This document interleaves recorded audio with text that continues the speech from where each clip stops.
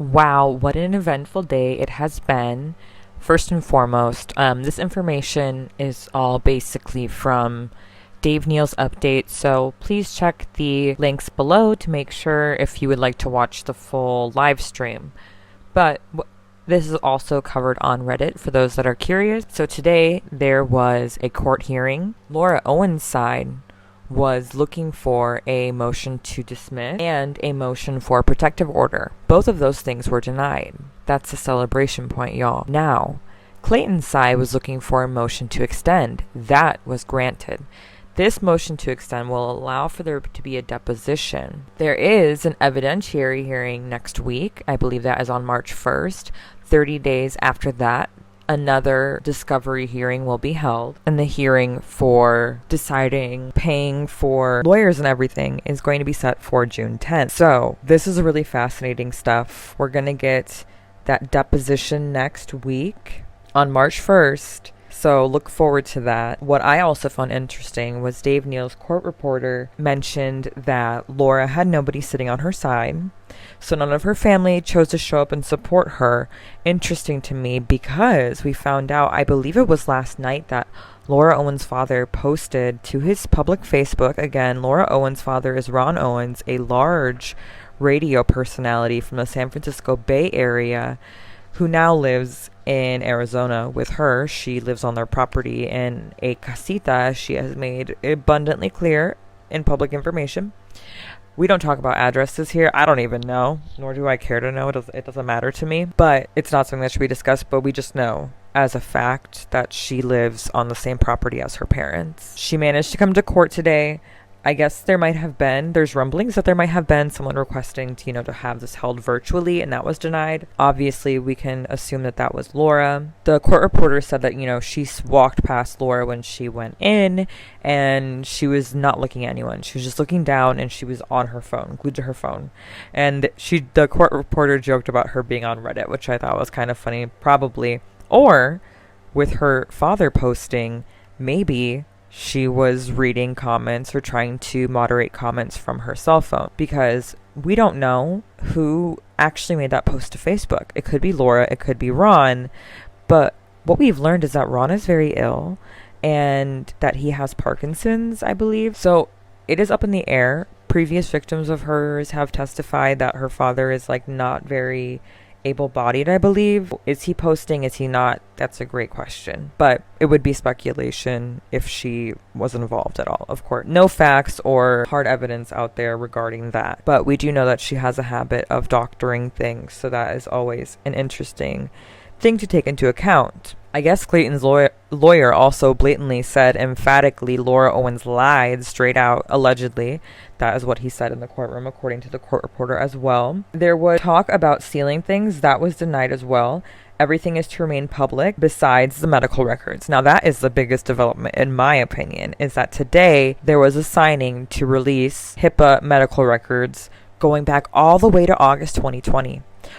Originally, I read it as August 2023, and I was like, oh my god, that's gonna miss a few months of when she supposedly said she got pregnant, all the way back to May 20th, which is obviously the date of supposed blowjob conception. I was worried. I was like, that's 3 whole months. But no. August 2020, back in the pandemic days, lest we forget. And that made me a lot happier. I guess Greg Gillespie was also there, showing support, sitting on the same side as Clayton. And apparently he seemed to show some sort of reaction of satisfaction upon hearing that, because that actually covers a time frame in which she pulled the whole pregnancy thing on him as well. So it'll be really interesting. That's going to be subpoenaed, so all relevant medical information is about to get pulled. And evidence will be shared, but not those documents. They will never be public. That is important to note, and really might be what catches her with her pants down, right? We also learned today that her story has changed. We get the story finally about the miscarriage from Laura Owens herself. On November 2nd, when they had the injunction against harassment, she claimed that she was due on February 14th, that she was 24 weeks pregnant, and that on the previous Friday, she had met with her Dr. McCool, I believe was the one that she mentioned. And then apparently she finds out from Dr. McCool in mid-November that she miscarried. What's interesting here is that he thinks she miscarried a month or two prior. So here's where I call all the biggest of bullshits. So you're telling me that on October 27th, which is when she said she had that last appointment with Dr. McCool before the testimony on Thursday, November 2nd, where she said that she had met with the doctor and that she was 24 weeks pregnant, that you weren't alerted to having a miscarriage, right? And even then it would still be a stillbirth, right? Because at that point in your pregnancy, you should be getting, as having twins, regular measurements done. And so if you're measuring under at a certain point, that's going to be something that sets off an alarm for the doctor. Twin pregnancies are extra heavily monitored because of the high-risk nature, and especially with her being a little bit, I mean, she's not a part of a geriatric pregnancy yet, and that's a whole other thing to unpack as a title. But still, she's 33, so getting up there in maternal age, they want to be very, very vigilant. Because here's the thing. Doctors do these things, obviously, yes, for the well-being of the patient, but also to cover their ass, right? You get more and more medical visits because there's more complications that can happen with the mother and the child. And also, if something happens, they could lose their medical license, right? By getting a medical malpractice lawsuit. That shit's serious. And so minding their P's and Q's, crossing all their T's, dotting all their I's is part of medical practice, because it also, not only is it good, preventative, proactive care in a lot of cases, where nothing ever ends up being a problem, but it also has the doctor's backside that you were active, that, you were checking in and making sure that everything was progressing properly. Quick side note, also, for someone who is so litigious and always in the court system, I would think that if this were true, where is a medical malpractice lawsuit against her doctor for failing to provide adequate care to the point where he endangered her life so much by allegedly not catching a miscarriage for a month or two? That would be huge and would definitely be grounds for a medical malpractice lawsuit. So I just find it interesting and curious that someone who loves to run to the courts hasn't apparently ran to the courts over this tragedy that she's alleging. Just a thought. Now, 24 weeks is what she reported on that November 2nd. It's just not adding up, because a doctor would have been listening for heartbeats, that kind of stuff, even if they weren't doing an ultrasound. Now, being high risk, you would assume that there would be more ultrasounds. I think that it said you get ultrasounds, up to 12 and 13 weeks, then again around 20. And then after that, it'll be every 2 to 4 weeks, depending on the type of twins that you're carrying and if they share a placenta or not. We obviously don't know that. She was claiming that they were fraternal twins, a boy and a girl. So I would assume it's more likely that they weren't sharing a placenta, but I am not an OBGYN, so I don't know shit. So you're saying you claim to be 24 weeks. You should have been getting if it was twins that did not share a placenta, your last visit should have been when you got your ultrasound, right? Because you're about to turn 24 weeks? Or was that the next day, the following Friday? Was she turning 24 weeks? Obviously, that's kind of up in the air. So that's already not making sense. That this should have lined up with either your first ultrasound after your 20-week ultrasound or your second ultrasound after your 20-week ultrasound, depending on the twins that she had. Not making sense to me. Secondly, you can't just reabsorb that tissue or pass that tissue in a way that you can with miscarriages at an earlier time period. That is a big problem. It would require you to actually, dilate and pass the babies. She says that when she realized in mid-November is when she was told that she miscarried. So let's say, still trying to make sense of this here. Mid-November, if we're talking about weeks of her pregnancy, she should have had it either the week before her hearing or the week of her hearing. She should have had either her first or second post-20-week ultrasound for her twins. So there should have been another ultrasound for her twins by then, and that's when they must have caught that she wasn't pregnant. But they said that she hadn't been pregnant for a month or two at that point, or the twins hadn't been alive for a month or two at that point. That's another red flag for me. here. Because of the twin pregnancy, doctors are going to be measuring those babies a lot because growth issues are common in twins, right? They can have even more fetal growth restriction due to, sharing a uterus, for God's sakes. So they will know gestational age. It's less clear when they are, just little zygotes and clumps of cells. There's some wiggle room and obviously there's markers of development. But when you get to having like full appendages and movement that she can feel externally and being able to see the genitalia on ultrasound, that's not something that your body can reabsorb. That's something that you will just bleed out in clots. You know what I mean? Like, it's... Plus, the 20-week ultrasound is a big deal. Like, that is a milestone in any pregnancy because you're halfway through. So if it wasn't caught, like, what happened at the 20-week ultrasound? How wasn't it caught? This isn't making sense. So you supposedly found out that you miscarried at around the 26-week mark. If we're just going off of, the loose information of finding out mid-November after having said she was 24 weeks at the beginning of November, that will put us roughly at 26 weeks when she finds out what she should be, but she supposedly miscarried 4 to 8 weeks prior. So what's going on with that 20-week ultrasound? It doesn't make sense. None of it makes sense. The math ain't mathing here. Not to mention, if you didn't know that you had miscarried for 2 months, meaning that you had miscarried around mid-September, why were you flat stomached at the jumping competition on your horse end of September, but then had a large pregnant belly at the hearing with Clayton in October? How were twins that had passed and miscarried growing? Maybe she's growing because she was developing an infection, because if you are holding on to miscarried babies and you're not passing them and you don't know that you're miscarried, which I assume you wouldn't know because nothing has came out of you or there was no bleeding, which would be, again, an anomaly. And maybe there was an infection brewing in her and that's what was causing her abdominal swelling. Well, that also doesn't track because she would have been very fucking sick. She'd been very sick, if not on death's door, because of sepsis. So literally, like, how does any of this shit make sense? It doesn't. It really, really doesn't. If anything, I think she dug her hole deeper today in court. Laura, what are you thinking? Give it up, girl. Give it up. Like, hang it up.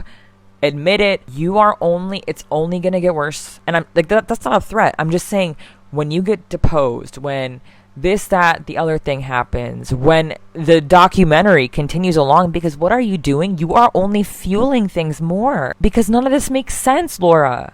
None of this makes sense. And now she's signed those HIPAA release forms, and it's like, there's a part of me that's like praying, girl, you better hope that there is some compelling evidence in there.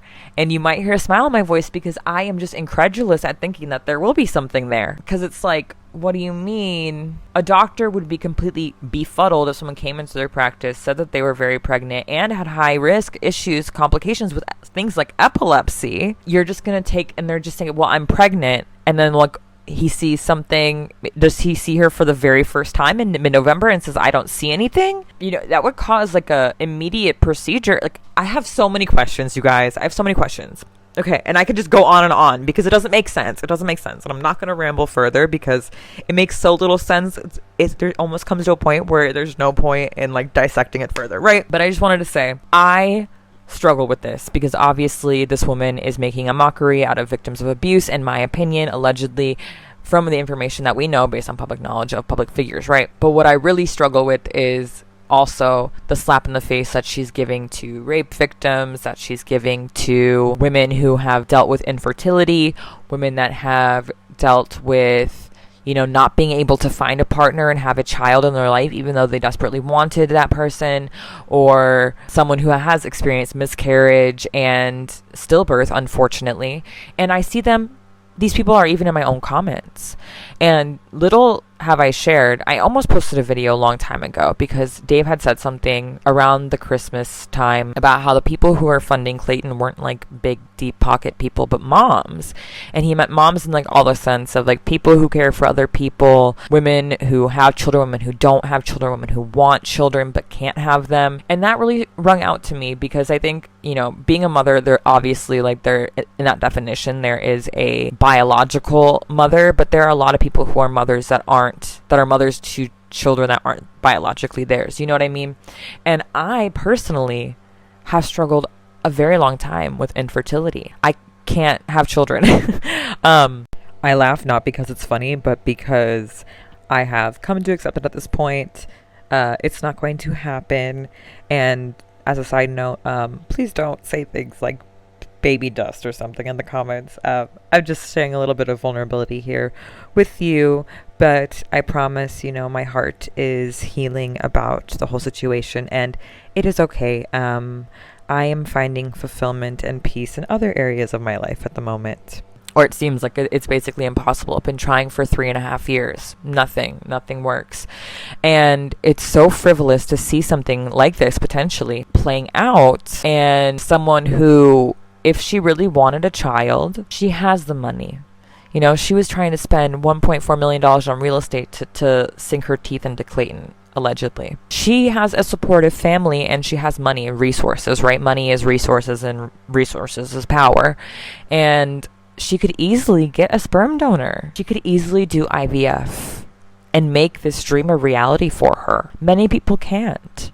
That's just not going to happen. For me, it won't. That also feels like a little bit of a stab and a twist. Like, why are you doing all this?